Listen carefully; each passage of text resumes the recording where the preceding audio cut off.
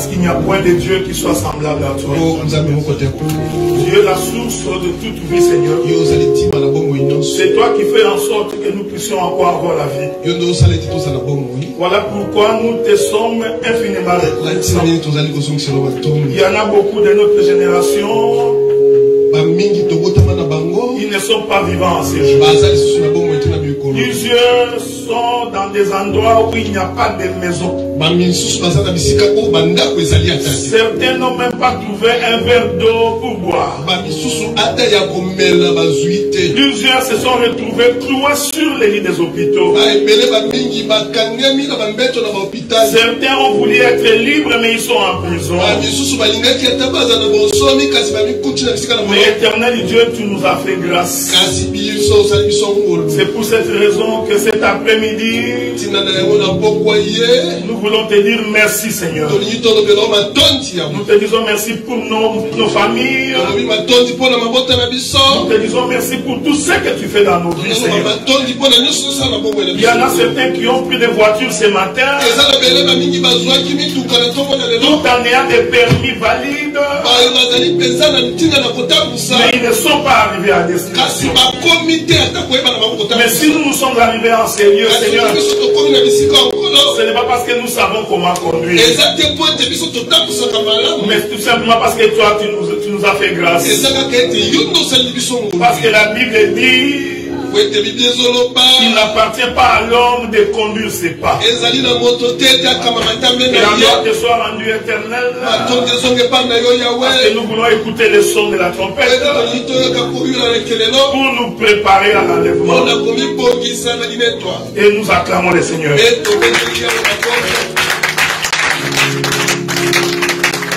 Que le Seigneur vous bénisse. Nous vous souhaitons un bon dimanche. Je veux que tu sois dans la joie.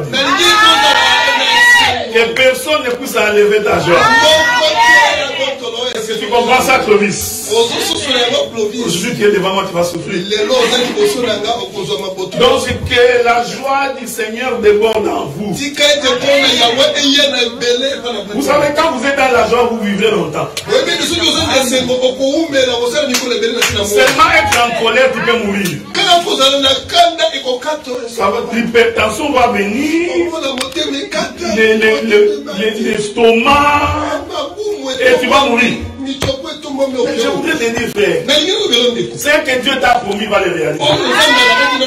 Ne vous en faites pas. Il y a des gens qui vont se marier ici. Je te rassure que tu vas te marier ici. Que tu vas marier un frère. Je voudrais dire aux célibataires que vous allez vous marier. Parce qu'il y a des frères qui veulent se marier. Ce n'est pas quand je t'envoie les frères, tu commences à discuter au nom, pour profiter. Amen, amen. Je dis que quand tu as un frère, le Seigneur, c'est la meilleure des choses. Donc, tu es en paix. Tu es dans la tranquillité. Je vais finir mon intervention aujourd'hui. Donc, oui, j'ai fini aujourd'hui. Vous savez, frère, ça fait 2 ans que tous les week-ends que je prêche. J'ai commencé à prêcher avant le confinement. Tous les dimanches, pendant le confinement, j'ai prêché. Après le confinement, j'ai prêché. Je suis allé à Montréal, j'ai prêché. J'ai trouvé que ça fait 2 ans que tous les week-ends, je parle. Je ne voudrais pas laisser ma femme veuve. Je me préserver, frère. Voilà pourquoi je voulais finir le dimanche passé, mais je vais finir maintenant. Vous imaginez que je ne suis même pas encore arrivé au Congo.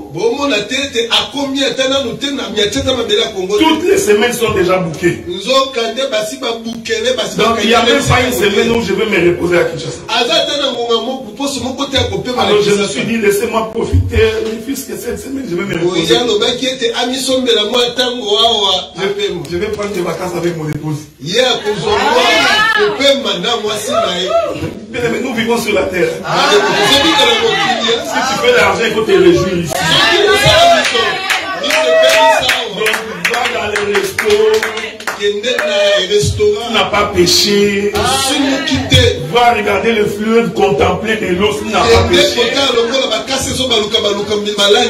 Va au cinéma, tu n'as pas péché. Vous comprenez bien. Si tu ne te réjouis pas, c'est ton affaire. Donc, le vendredi prochain, je ne serai pas là. Je serai plus là ici. Les vacances. Mais comme Dieu est une priorité, je vais m'arranger pour que je sois au culte dimanche. Parce que moi j'ai toujours dit que Dieu est le plus important. Que le Seigneur vous bénisse. Là, je n'avais pas encore commencé de prêcher. Donc, c'était juste une introduction. Donc, parce que le 20, je vais partir. Donc, je n'ai pas peur de sorcier. Parce que non, je n'ai pas peur. Parce que j'ai Dieu. Est-ce que vous comprenez?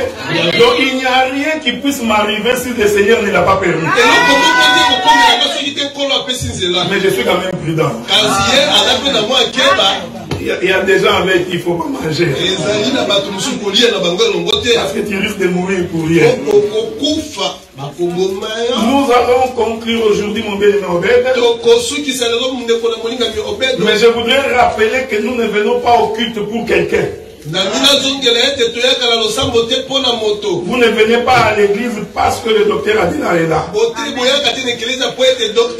Si c'est vraiment pour ça que tu viens, vraiment, je suis désolé pour toi. Nous ne prions même pas pour faire plaisir aux prédicateurs. J'ai toujours été étonné qu'on t'appelle pour venir prier. C'est comme si tu veux prier pour moi. Alors que la prière est pour ton propre intérêt. Donc si quelqu'un comprend que la prière est pour son bien, on ne peut pas l'appeler pour venir à la prière. Donc lui-même va s'empresser pour venir à la prière. J'ai demandé aux autres serviteurs qu'à partir du mois de novembre, nous allons faire l'opération un invité par dimanche. Frère, chaque dimanche, il faut que tu invites quelqu'un. Ne te pose pas la question qu'il n'y a pas de place. Toi, appelle seulement. Donc, tu as des amis avec qui tu manges, tu bois, tu chilles. Tu causes bien avec ces amis-là. Mais pourquoi tu ne les invites pas pour venir prier? Les mamans qui veulent devenir des évangélistes, je viens de vous donner un devoir. Prends ta Bible, prends un invité. Fais la démonstration chez ton invité. Après, amène-les. Après, tu diras que les mamans ne font rien dans les assemblées. Voilà, je vous ai donné un travail. Donc, au mois de novembre, chaque dimanche, apportez-moi un invité. Michael, tu étudies, tu as des amis. Amène un de tes amis chaque dimanche. Joyce n'en parle même pas. Il a fermé les yeux, c'est sûr, il se disait qu'il ne sait pas mon nom. Amène-nous tes amis dans la prière. Amen, amen. Il ne faut pas être égoïste. Quand tu prépares les foot, tu les invites. Mais appelle-les aussi, non? Pour la parole. Exode chapitre 25. Le frère Jérémie m'a donné sa Bible. C'est comme la Bible des pasteurs des églises protestantes. Ça là, vraiment, c'est la Bible du pasteur. Exode chapitre 25, à partir du verset 23 jusqu'au verset 29. Exode chapitre 25, à partir du verset 23 jusqu'au verset 29. Je vais lire au nom de Jésus. feras une table de bois d'acacia. Sa longueur sera de 2 coudées, sa largeur d'une coudée et sa hauteur d'une coudée et demie. Tu la couvriras d'or pur et tu y feras une bordure d'or tout autour. Tu y feras à l'entour un rebord de 4 doigts sur lequel tu mettras une bordure d'or tout autour. Verset 26. Tu feras pour la table 4 anneaux d'or et tu mettras les anneaux aux 4 coins qui seront à ses 4 pieds. Les anneaux seront près du bord et réserveront les barres pour porter la table. Tu feras les barres de bois d'acacia et tu les couvriras d'or et elles serviront à porter la table. Verset 29. Tu feras ses plats, ses coupes, ses calices et ses tasses pour servir aux libations. Tu les feras d'or pur. Verset 30. Verset 30. Tu mettras sur la table les pains de proposition continuellement devant ma face. Et ensuite, tu prends le verset 31 au verset 33. Au verset 32. Tu feras un chandelier d'or pur. Ce chandelier sera fait d'or battu. Son pied, sa tige, ses calices, ses pommes et ses fleurs seront d'une même pièce. 6 branches sortiront de ses côtes, 3 branches du chandelier de l'un des côtes et 3 branches du chandelier de l'autre côté. Le verset 33. Il y aura sur une branche 3 calices en forme d'amande avec pommes et fleurs, et sur une autre branche 3 calices en forme d'amande avec pommes et fleurs. Il en sera de même pour les 6 branches sortant du chandelier. Que le Seigneur vous bénisse. Amen. Et nous allons conclure aujourd'hui sur le tabernacle dans le jardin d'Éden. Je vais parler doucement, mais je vais courir.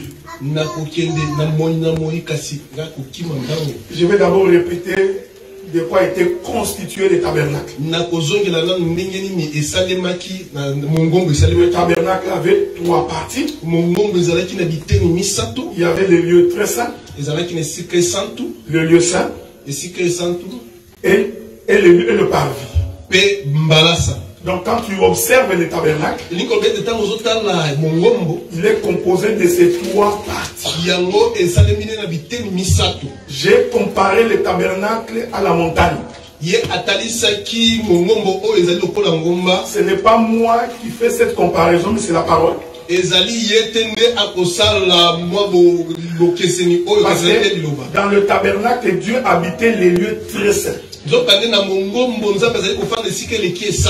les lieux de son habitation, c'était les lieux très saints.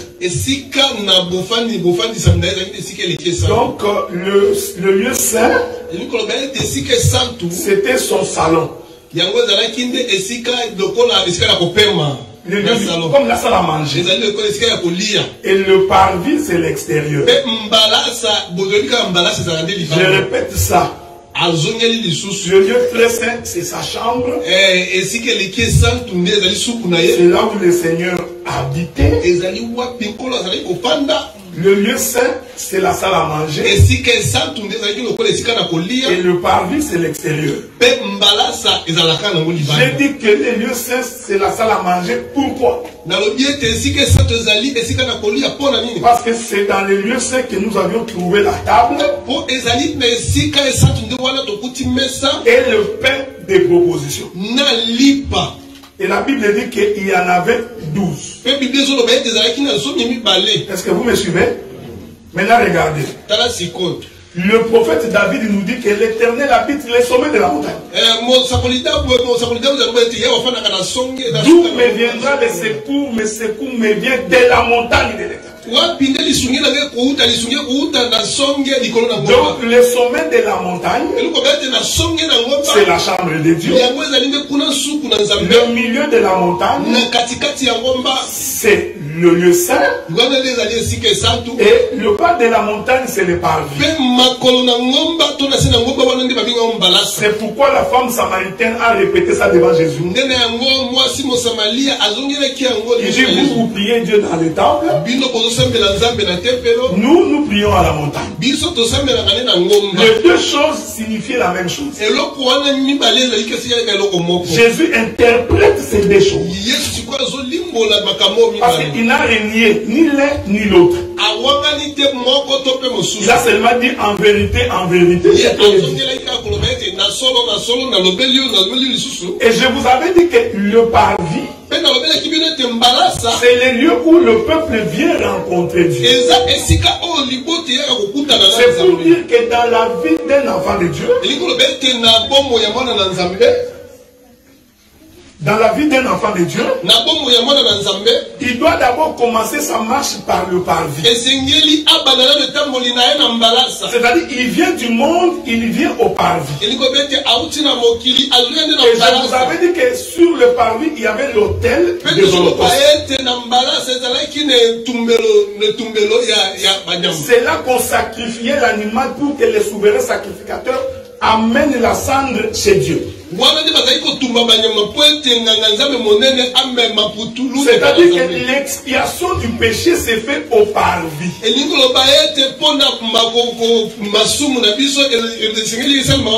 Pour que l'homme soit pardonné, son péché est ôté au parvis.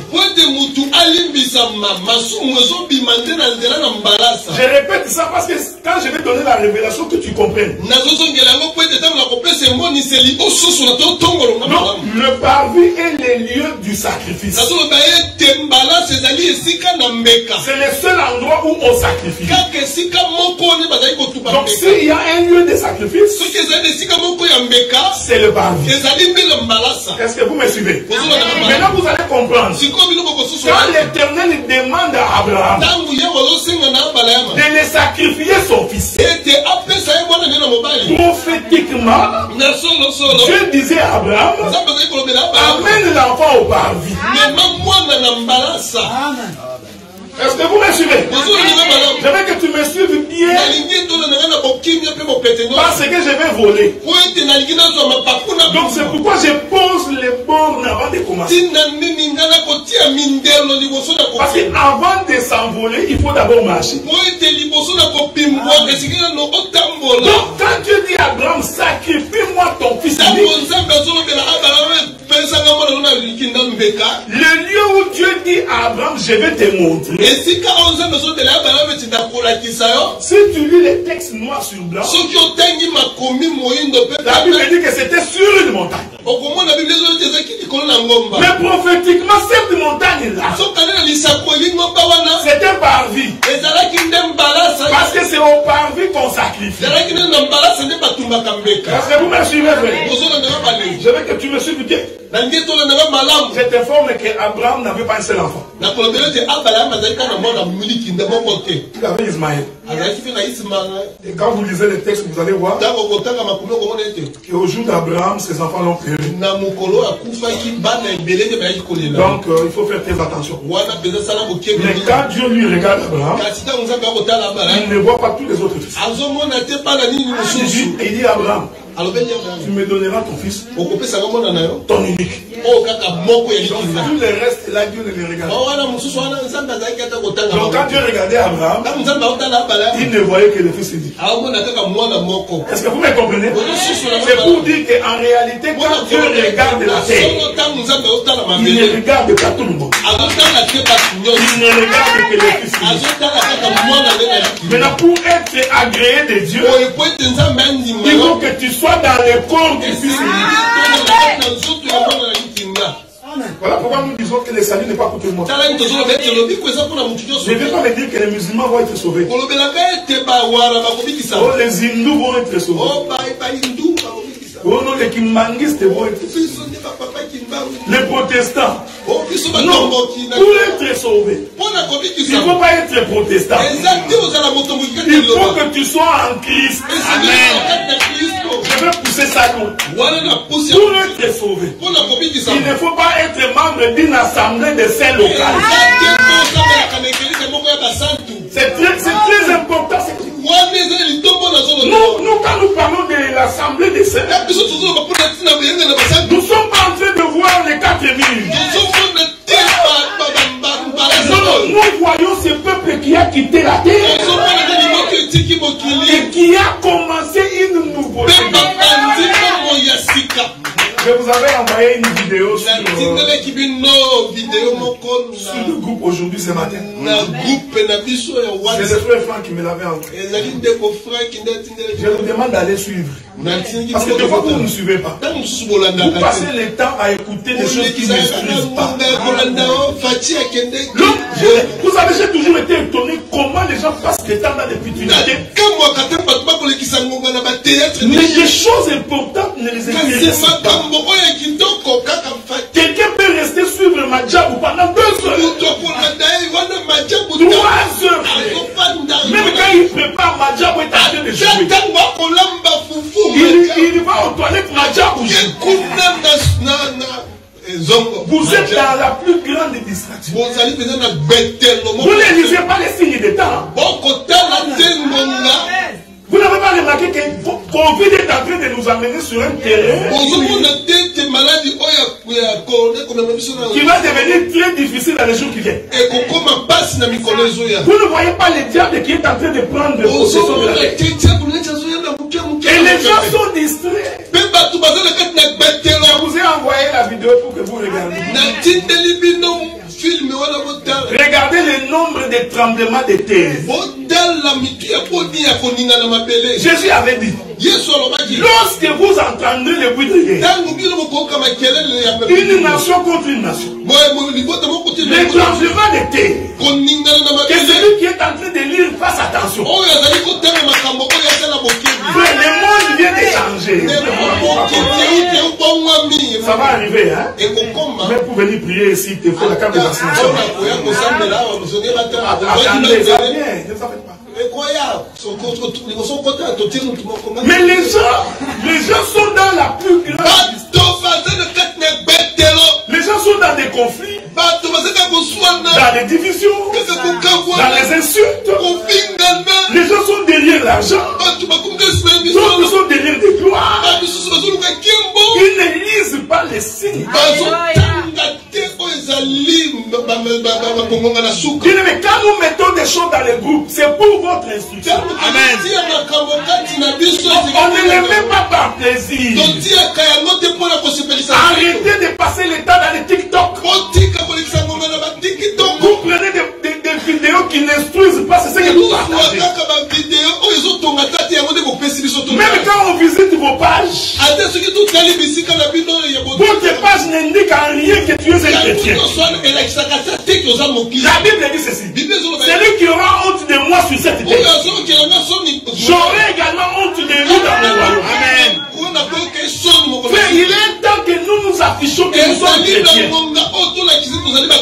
Parce que le monde est en train de tendre vers la fin. Vous allez voir des choses. Frère, mais je ne sais pas si vous me regardez. En Suède, on a enlevé les gens dans les passeports. Non, pour dire sexe féminin, sexe masculin. On a enlevé ça. Donc l'homme n'est plus défini en termes. Est-ce qu'il est femme? Oui, il est homme. Tu peux voir quelqu'un en train de marcher sur la route. Tu crois que c'est un homme alors que c'est une femme. L'autre, tu penses que c'est une femme alors que c'est un homme. Le monde est dans la plus grande confusion. Tu vas aller te marier, tu penses que tu t'es marié à un homme. Tu vas te soutenir que tu as épousé une femme. Donc, bien aimé, les choses s'alignent, il faut faire très attention. Je ne sais pas si vous n'êtes pas en train de voir, mais les gens sont tellement distraits. Mais je vous informe qu'ils ne peuvent participer à l'enlèvement. Les gens qui vivront en dehors du péché. Même si tu crois à cet évangile, le jour où le Seigneur apparaîtra, si tu es dans un état de péché, tu ne participeras pas à l'enlèvement. Arrête de te donner du poids. Voilà, je suis saint, j'ai cru en Jésus, je vais aller au ciel. Si ton comportement n'atteste pas que tu es converti, bien aimé, la Bible dit ça.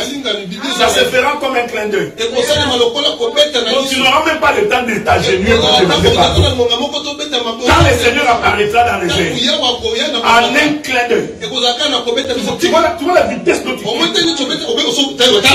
La Bible dit que en un clin d'œil, les morts en Christ est ressuscité. Pendant qu'ils sont en train de ressusciter, ceux qui sont prêts pour l'aller, ils vont changer de corps. En d'autres termes, ils vont mourir. Ce corps ici doit mourir pour porter un corps immortel. Et la Bible dit qu'ils vont monter pour rencontrer le Seigneur dans les airs. Quand Covid avait commencé, il y a des gens qui n'avaient jamais cru. Non, on ne peut quand même pas faire, on peut quand même pas tout fermer. Non, honnêtement, non, c'est impossible. Mais on avait tout fermé. C'était comme ça au temps de Noé. Ah non, Noé. Il ne va pas pleuvoir. C'est comme ça que les gens disent. Je vous dis que ça va nous surprendre de tous. Et la Bible dit que quand les saints quitteront la terre, vous savez faire. La catastrophe, ça va être une catastrophe naturelle. Des fois, nous parlons des choses que nous n'imaginons pas. Les jours où les saints disparaîtront, vous allez voir la débandade qu'il y aura sur la terre. Tu t'imagines? Le pasteur Azaf conduisait avec les gens. Il s'en va. Il y aura un accident là-bas. Maintenant, imagine qu'il n'est pas le seul qui va être enlevé. Donc, sur toute la terre, il y aura un événement qui va attirer tout le monde. Il y aura des accidents partout. Alerte en mer. Alerte en mer. Tu vois, quand on a kidnappé un enfant, on nous envoie des messages sur le téléphone. C'est ça, alerte en mer. Je vous dis que alerte en mer va sonner sur toute la terre. Parce que les enfants aussi partiront. Certains vont déclarer qu'on a enlevé ma fille. Frère, il ne faut pas vous imaginer ces choses. C'est pourquoi la Bible dit, heureux ceux qui vont participer au premier enlèvement. Parce qu'après, ça va être des moments difficiles. Vous étiez dans l'avion.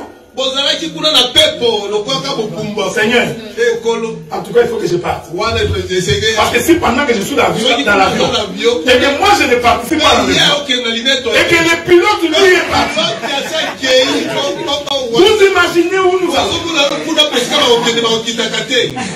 Mais pendant que nous vivons, prenons ces choses à cœur. Vis calmement, simplement. Crains le Seigneur. Le Seigneur te soutiendra. C'est très important ce que je dis. C'est pourquoi le parvis, c'est l'endroit que le peuple vient pour se sanctifier. Donc le premier critère pour que nous sachions que quelqu'un est un enfant de Dieu, il doit venir au parvis parce que c'est les lieux du sacrifice. Donc nous prêchons d'abord l'évangile pour que les gens se convertissent. Mon bien-aimé John, tu peux ouvrir la porte. Laisse la porte ouverte. Je ne sais pas si vous avez mis des choses. Regardez, frère. Nous prêchons d'abord l'évangile. Ma bien-aimée sœur Laetitia, on ne vient pas au Seigneur pour chercher l'argent. Ne viens pas pour chercher le mariage. Ne viens pas pour chercher du travail. Viens d'abord pour le royaume de Dieu. Viens d'abord pour être changé et transformé. Bien-aimé, ce que je vous dis là est vrai. Quand les hommes sont changés, il n'y a même pas de conflit dans l'église. Je vous informe que si c'est vous êtes en conflit avec ces deux, l'un d'eux n'est pas converti. Donc, mais si tout le monde est converti, il n'y aura pas de conflit. Parce que dans ma conversion, je sais que si j'ai offensé Nephtali, je demande pardon et nous continuons. Mais quand quelqu'un n'est pas convaincu, il ne peut même pas demander pardon. Il a l'orgueil de sa propre personne. Et ça va être la source de beaucoup de choses. C'est ça le parvis. Maintenant vous comprenez que Golgotha, c'est le parvis. Est-ce que vous me suivez? Amen. Nous interprétons l'évangile clairement. Parce que le parvis, c'est les lieux de sacrifice. Quand Jésus a été crucifié sur la croix, donc la croix, c'est le parvis. Un jour, Abraham marche avec Isaac. Isaac lui pose la question. Je vois le bois, je vois le feu, mais où est l'animal? Abraham répond à la montagne de l'Éternel. Dieu sait pourvoir. Est-ce que vous me suivez? Abraham partait pour sacrifier Isaac. Et je vous ai dit que les lieux de sacrifice, c'est le parvis. Mais Abraham interprète. Il dit à la montagne. Donc Abraham disait que la montagne de l'Éternel, c'est le parvis. C'est là qu'on va sacrifier l'animal. Écoutez. La Bible dit ceci. Quand ils sont arrivés à la montagne, ils ont trouvé un bélier. Le bélier, c'est le papa de l'agneau. Le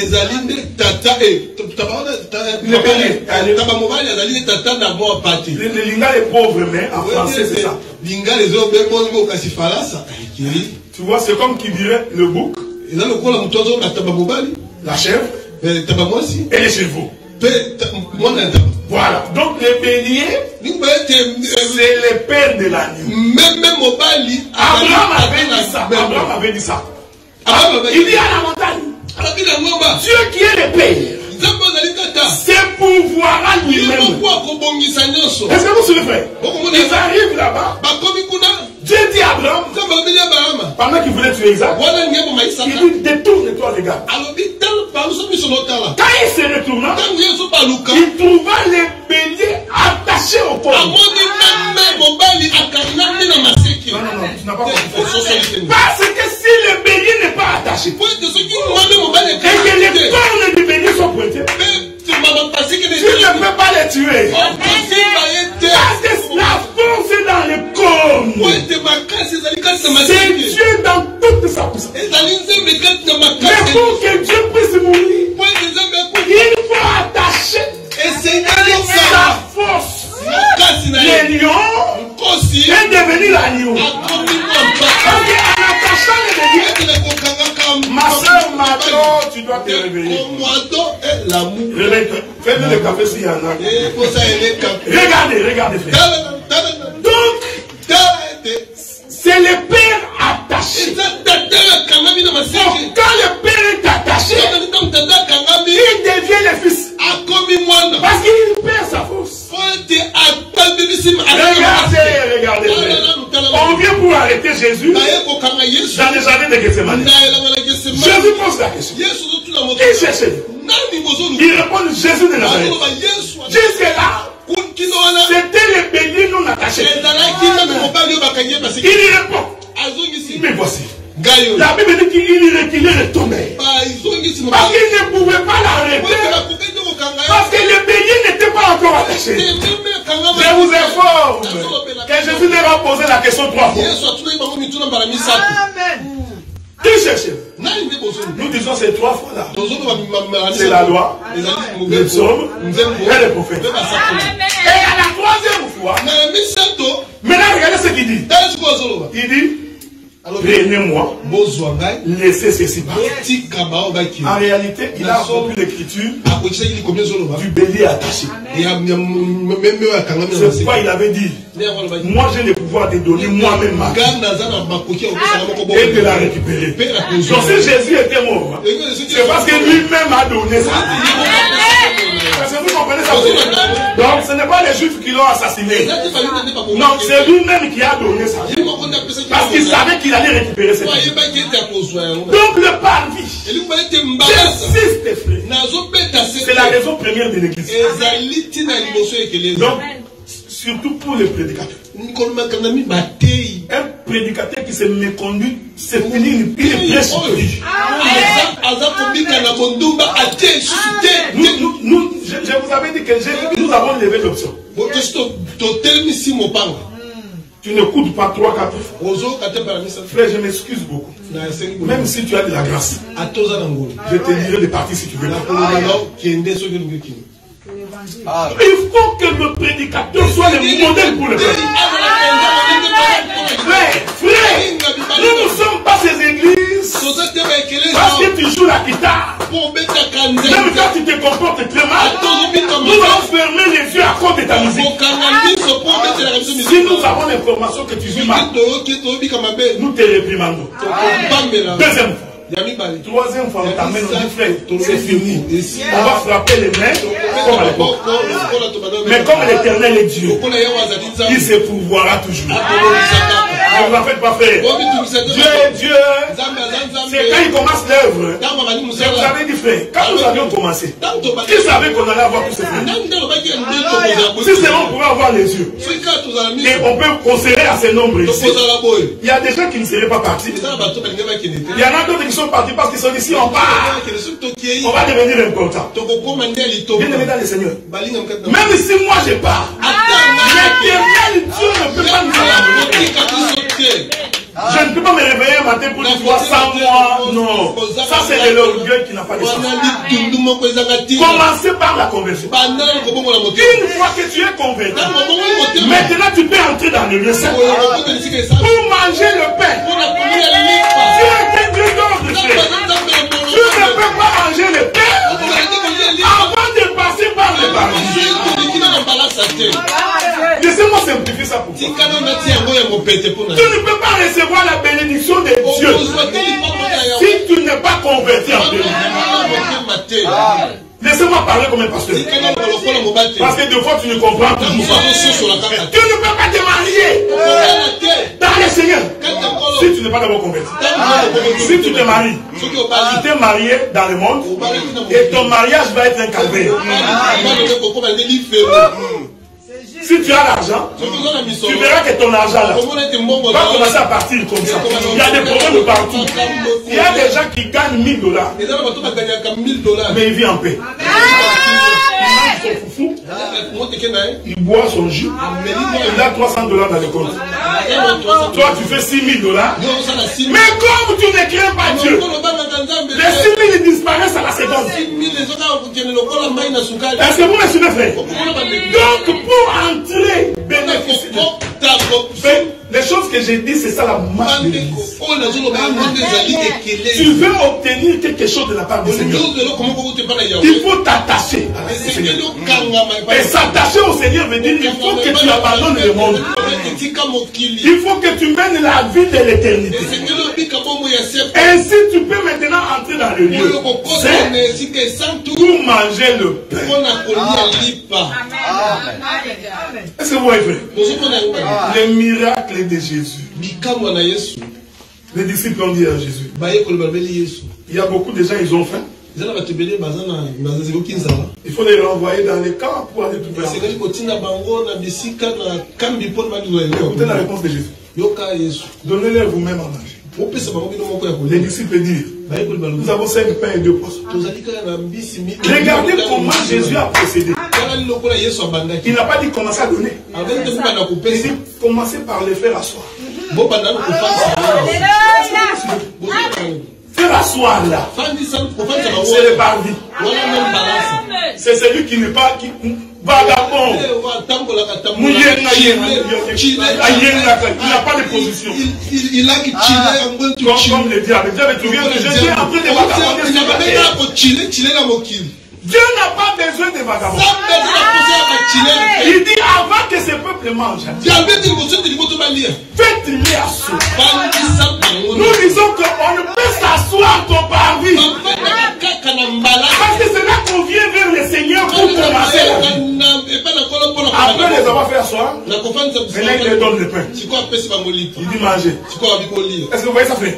Donc quelqu'un commence par les parvis pour entrer et manger le pain. Je n'entre pas dans les détails de beaucoup de choses. Parce que les 12 pains, c'est aussi les 12 apôtres. C'est aussi les 12 prophètes. Mais je préfère ne pas rentrer dans ces détails. Parce que les 12 prophètes ici, ce sont les enfants de Jacob. Donc, parce que si tu comptes les prophètes, Jérémie, Habakkuk, tu vois trouver qu'ils sont plus de 12. Tu risques de revenir. Oh, mais donc il y a beaucoup de... Non, non. Quand nous parlons des prophètes, nous disons 12. En raison des 12 tribus. Est-ce que vous remarquez? C'est pourquoi nous sommes bâtis sur le fondement des apôtres des prophètes. Maintenant, la Bible dit que ces pains-là étaient sur la table, rangés en 12 morceaux, 6 et 6. Ça, ça les dimanches passés avec les salons. Sur la table, dans ce double pain, on a mis un chandelier. Voilà, j'aime que la première interprétation. Donc, le chandelier est une lampe. En d'autres termes, la lampe éclairait le pain. Jean l'évangile. Tu ne peux pas manger un pain non éclairé. Donc le pain doit avoir été éclairé. I love this one. Il y a des gens qui mangent les pains non éclairés. Dieu a mis les chandeliers comme lumière pour éclairer le pain. Ça permet quand tu viens manger que tu puisses voir le pain. Il y a des prédications non éclairées. Donc tu ne peux pas bien manger.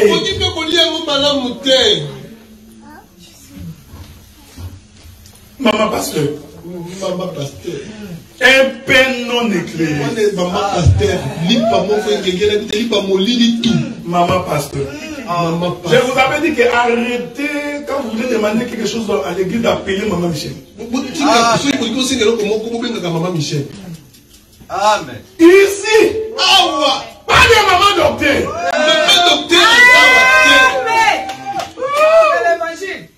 Pourtant j'ai dit que je vais aller en vacances avec elle. Donc elle sait que je l'aime. Mais dans ces choses, ne fais pas les sentiments avec la femme. Il y a beaucoup de prédicateurs. Je vais vous dire une chose. Quand tu es appelé au ministère, il y a des choses que tu dois comprendre. Qu'on peut t'insulter. On peut insulter tes enfants. On peut insulter ta femme. Ça fait partie du ministère. Il ne faut pas croire que prêcher c'est une gloire. Non, il y aura des gens qui vont insulter ta femme. Mais regarde si tu n'es pas ministre.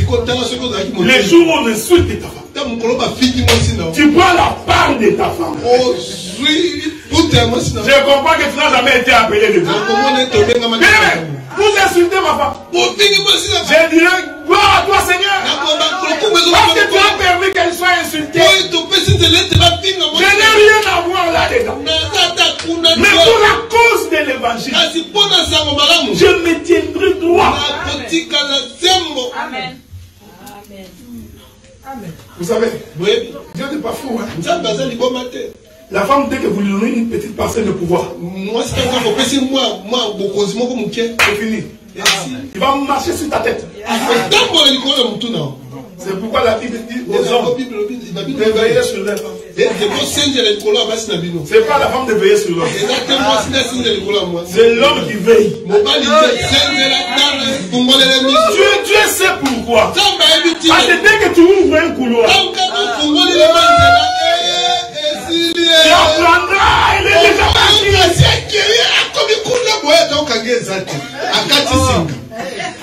Dieu c'est un Dieu d'or. C'est pourquoi la Bible dit Lévi, il n'a ni père, ni mère, ni frère, quand il s'agit d'élever les pieds, quand Lévi prend la parole, il ne regarde pas qui est son père. Toi, tu touches les Écritures quand on touche ta femme. Quand on touche ta femme, tu viens faire les démonstrations. Nous comprenons que tu n'es pas Lévi.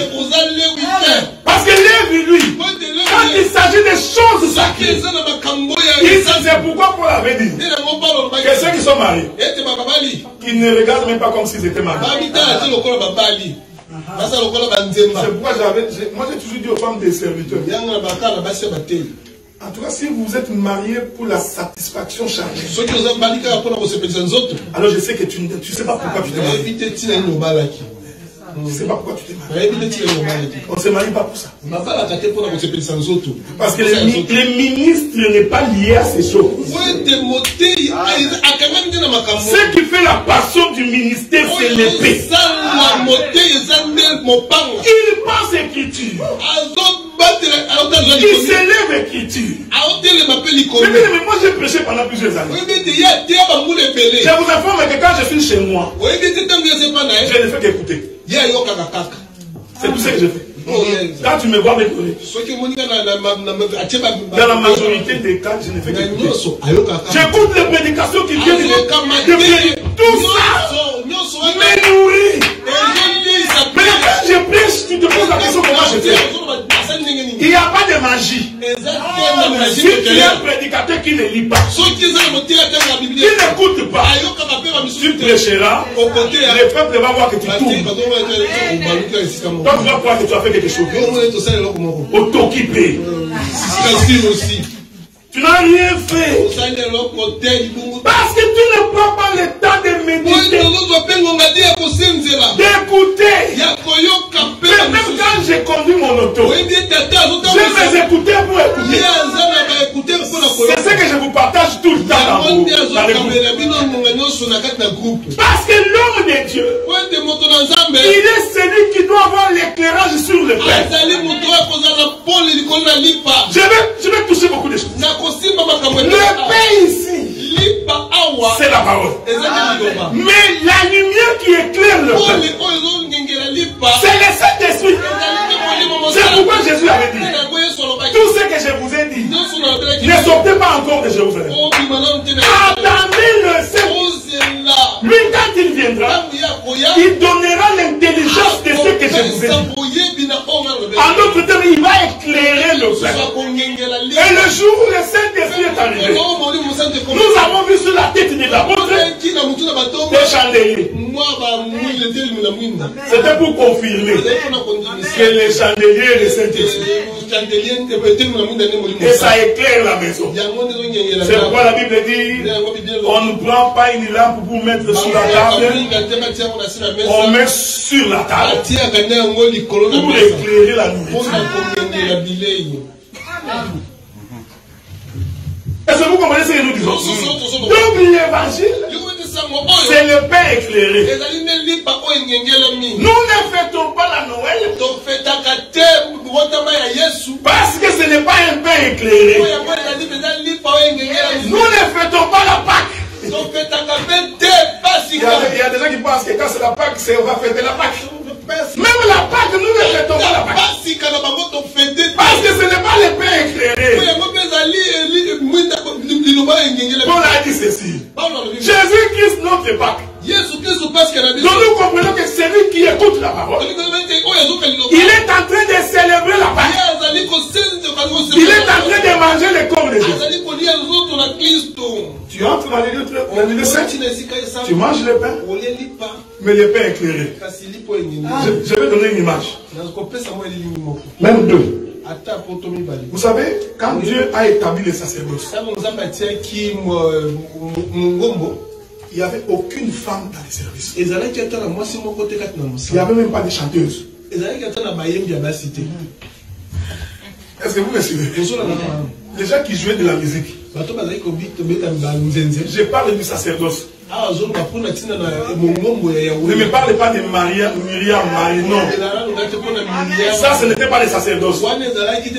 Les sacerdoces, c'est quand Dieu a mis le tabernacle. Et il a choisi ses serviteurs. Il avait choisi ceux qui vont chanter, ceux qui joueront de la trompette, ceux qui joueront de la guitare.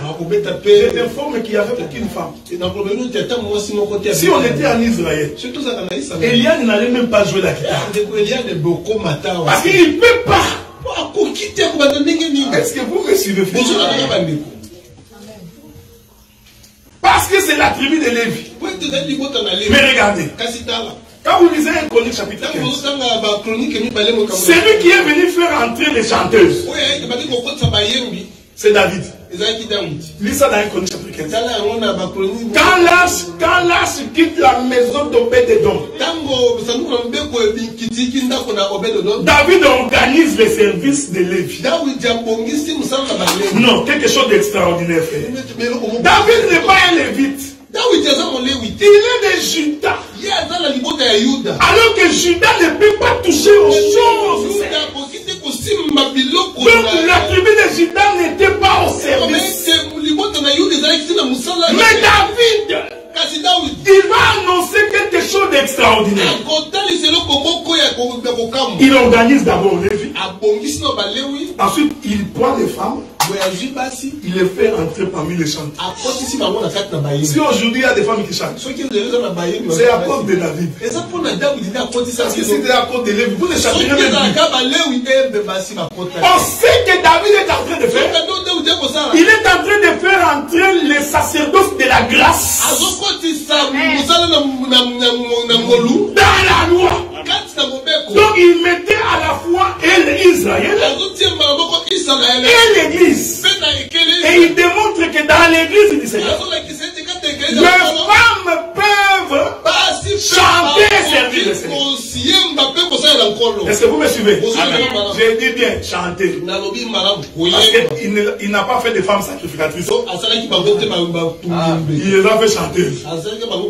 C'est pourquoi un jour, David revenant du combat, il avait faim, lui et ses soldats. La Bible dit que David vient, il traverse le parvis. Lui qui n'est pas lévite, avec ses soldats, il entre dans les lieux saints, il mange le pain consacré. On sait que David fait, il nous prenait nous qui étions dehors, nous qui étions étrangers, il nous fait traverser les parvis et il nous donne les pains réservés aux sacrificateurs. Est-ce que vous me suivez? Maintenant je vais conclure en 10 minutes. Dans les lieux très saints, c'est là où Dieu s'est trouvé. Donc si tu veux voir Dieu, il est dans les lieux très saints. Psaume 19 dit ceci. Le soleil semblable à un époux qui sort de sa chambre. Quand tu continues la lecture, David dit que l'Éternel est ton époux. Donc David nous fait comprendre que Dieu a une chambre et il sort de sa chambre. Je veux que tu me suives bien. Le seul endroit où un homme peut se déshabiller, c'est dans sa chambre. Je demanderai au pasteur d'interpréter vraiment ce que je dis. Parce que lui, des fois, il fait un peu de... Regardez. Le seul endroit où l'homme se déshabille, c'est dans sa chambre. Oh, quand l'homme est déshabillé, en d'autres termes, il s'est fait découvrir. En d'autres termes, il ne cache rien. Non, avant de le côté. Tu vois, je vous ai dit, il n'a rien caché. Non, frère, dis ce que j'ai dit. Merci beaucoup. En d'autres termes, il n'a rien caché. Parce que nous avons des enfants. C'est ça. Donc le seul endroit où l'homme ne cache rien, C'est dans sa chambre. Je veux que tu me suives parce que je vais monter encore. C'est pourquoi je répète ces choses. Voilà pourquoi quand les souverains sacrificateurs amenaient le peuple vers Dieu, ils devaient entrer avec le peuple jusque dans sa chambre pour que le peuple voie Dieu. Donc c'est le seul endroit où Dieu ne parle pas en mystère. C'est le seul endroit où il se découvre. Est-ce que vous me suivez? Jésus a répété cette phrase. Il dit, Père, je leur ai fait tout connaître. En d'autres termes, Jésus disait, nous sommes dans la chambre. Est-ce que vous me suivez? Parce que c'est seulement dans la chambre que l'homme se fait découvrir.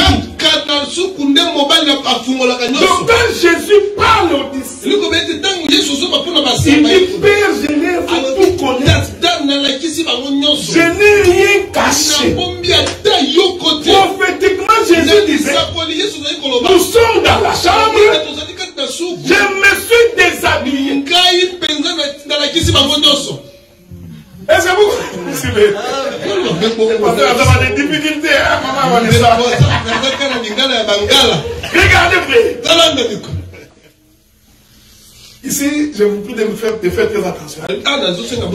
Parce que je suis en train de relier les parvis et les lieux très saints. Je vous avais dit que Jésus sur la croix c'était les parvis. Amen. Maintenant, je souhaite vous dire que l'endroit où l'homme se découvre complètement, c'est la chambre. En d'autres termes, c'est le lieu très saint. En d'autres termes, c'est le sommet de la montagne. Alléluia. Je vous ai dit que Golgotha c'était aussi au sommet de la montagne.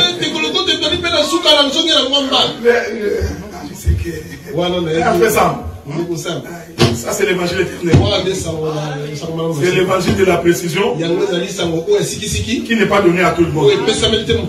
Nous sommes heureux parce que Dieu nous a donné ces choses. Et nous en sommes très fiers. Regardez, je vous avais dit que le parvis c'est l'idée du sacrifice. Et je vous ai démontré que la montagne pour aller sacrifier Isaac c'était sur la montagne. J'ai relié ça avec Golgotha qui était aussi sur une montagne. Mais là pour confirmer que Golgotha c'était aussi les deux très saints. La Bible dit que pour crucifier Jésus, on les déshabilla de tous ses habits. Est-ce que vous me suivez, frère? En d'autres termes, il s'est fait découvrir. J'aime ces choses, frère. Regardez. Quand Jésus se faisait découvrir sur la croix, il y avait deux peuples. Il y avait Marie, Jean, avec un autre disciple, je crois. Quand Jésus leur disait, Jean, voici ta mère. Mais, maman, voici ton fils. Pendant ce temps, Jésus était déshabillé. Crucifié sur la croix. Nous disons, c'est Jésus qui est déshabillé. Qui s'est fait découvrir devant Marie et Jean. Marie et Jean, c'est Israël. Est-ce que vous me suivez? Mais il n'y avait pas que Marie et Jean. Il y avait aussi les soldats romains. Est-ce que vous me suivez? Or, les Romains sont des étrangers. Donc, l'amour de Jésus est une révélation pour deux peuples. C'est pour Israël et c'est aussi pour l'Église. Donc ici, frère, quand nous disons que Jésus s'est déshabillé, nous ne parlons pas d'un déshabillement charnel. Comme toi tu as beaucoup d'esprit impuni, tu commences à t'imaginer des choses. Non, c'est juste là confirmer que celui qui était au paradis, c'est le même qui est dans le lieu très saint. Remarquez, frère. Alléluia. Une minute. Amen. Parce que je vois l'ancien déjà en train de se mettre debout. Donc, je rentre maintenant très vite dans les jardins. La Bible dit ceci. Dieu a donné la loi à Adam. En d'autres termes, Dieu s'était fait découvrir chez Adam. Tu vois, ça c'est Dieu qui s'est déshabillé. Adam, tu mangeras de tout l'arbre du milieu. Tu ne mangeras pas. Je vous informe. Quand Dieu parlait avec Adam, prophétiquement, comme Dieu s'est dévoilé, ils étaient dans la chambre. Parce qu'il n'y a que dans la chambre que la vérité est dite. Jésus parlait aux pharisiens dans des paraboles. Mais quand il voulait parler aux disciples, ils entraient dans la maison et ils se dévoilaient. Je vous ai dit que le lieu saint, c'est la salle à manger. Je ne m'explique pas, je suis en train de conclure, mais il y a beaucoup de choses à dire ici. Donc nous comprenons que l'arbre de la connaissance du bien et du mal était dans la salle à manger. Parce que c'est là-bas qu'il y avait le pain. Est-ce que vous me suivez? Je parle au fils des prophètes. C'était le pain sur la table. Mais ces pains-là n'étaient pas éclairés. Parce qu'il leur avait dit, le jour où vous en mangez, vos yeux s'ouvriront. Donc quand Dieu disait ça, le pain était dans les ténèbres. Amen. Remarquez, frère. Adam et Ève mangent les fruits. Je vous informe qu'ils ont mangé les fruits dans le lieu saint. Là, tu vas dire, comment l'arbre de la connaissance du bien et s'est retrouvé dans le lieu saint.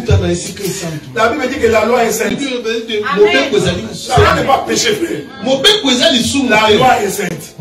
C'est la transgression de la loi qui devient péché. Donc l'arbre de la connaissance du bien et du mal n'est pas un péché. Mais le fait d'en manger, ça devient un péché. C'est le pain de proposition.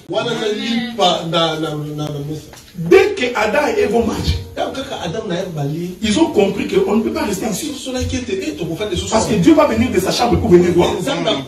La Bible dit qu'ils ont fui. Loin de la face de l'air.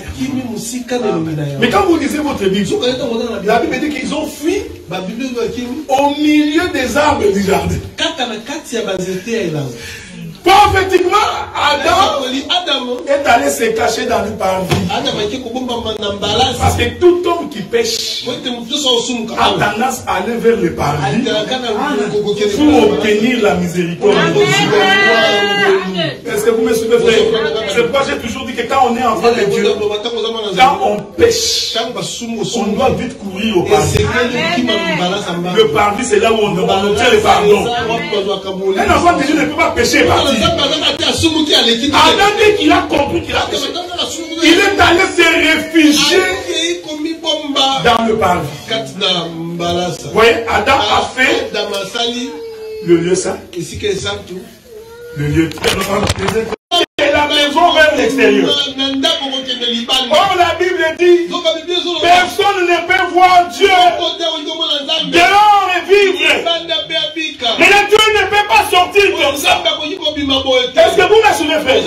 Dieu ne peut pas quitter son trône avec toute sa gloire. Sortir dehors. Le monde va être détruit. Qu'est-ce que Dieu fait? Dieu y porte maintenant un corps. Est-ce que vous me suivez? Donc le corps que Dieu porte, c'est ce que nous appelons Jésus. Donc Christ, c'est Dieu dans un corps. C'est pourquoi Colossiens dit, en Jésus, habita corporellement la plénitude de Dieu. Donc Dieu pour sortir de là, il ne peut pas sortir comme ça. Qu'est-ce que Dieu fait? Il se cache dans un corps. La gloire de Dieu, c'est de cacher les gens.